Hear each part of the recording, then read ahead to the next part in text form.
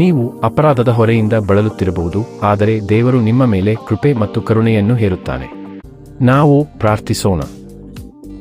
ಸ್ವರ್ಗೀಯ ತಂದೆಯೇ, ನನ್ನೊಂದಿಗೆ ಒಪ್ಪುವ ಎಲ್ಲರನ್ನೂ ನಾನು ಈಗ ನಿನ್ನ ಕೈಗೆ ಒಪ್ಪಿಸುತ್ತೇನೆ.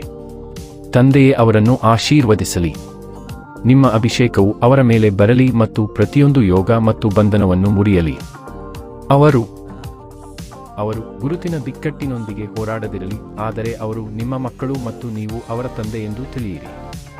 ನೀವು ಅವರ ಪಶ್ಚಾತ್ತಾಪದ ಪಾಪಗಳ ದಾಖಲೆಯನ್ನು ಇಟ್ಟುಕೊಳ್ಳುವ ದೇವರಲ್ಲ, ಆದರೆ ಅವರನ್ನು ಜೀವನದಲ್ಲಿ ಉನ್ನತೀಕರಿಸಲು ಮತ್ತು ನಿಮ್ಮ ಬಳಿಗೆ ತರಲು ಸಿದ್ಧರಿರುವ ಕರುಣಾಮಯಿ ದೇವರು.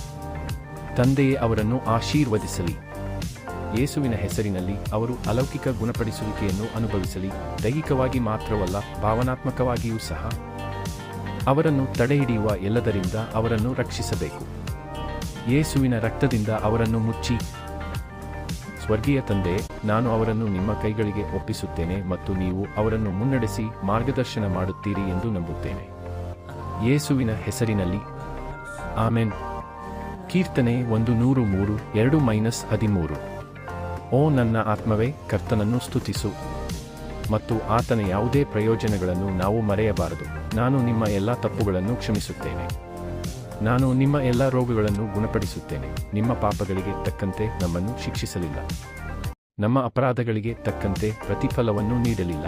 ಭೂಮಿಯ ಮೇಲೆ ಆಕಾಶವು ಎಷ್ಟು ಎತ್ತರದಲ್ಲಿದೆಯೋ, ತನ್ನನ್ನು ಭಯಪಡುವವರ ಮೇಲೆ ಆತನ ಕರುಣೆ ಅಷ್ಟು ದೊಡ್ಡದಾಗಿದೆ. ಪೂರ್ವವು ಪಶ್ಚಿಮದಿಂದ ಎಷ್ಟು ದೂರದಲ್ಲಿದೆಯೋ, ನಮ್ಮ ತಪ್ಪುಗಳನ್ನು ಆತನು ನಮ್ಮಿಂದ ದೂರ ಮಾಡಿದ್ದಾನೆ. ತಂದೆಯು ತನ್ನ ಮಕ್ಕಳ ಮೇಲೆ ಕರುಣೆ ತೋರಿಸುವಂತೆಯೇ ಯೆಹೋವನು ತನಗೆ ಭಯಪಡುವವರ ಮೇಲೆ ಕರುಣೆ ತೋರುತ್ತಾನೆ. ಹೋರಾಟಗಳ ಮಧ್ಯದಲ್ಲಿ ಅವರು ಏಳಿಗೆ ಹೊಂದುತ್ತಾರೆ ಎಂದು ನಾನು ಆಜ್ಞಾಪಿಸುತ್ತೇನೆ ಮತ್ತು ಘೋಷಿಸುತ್ತೇನೆ.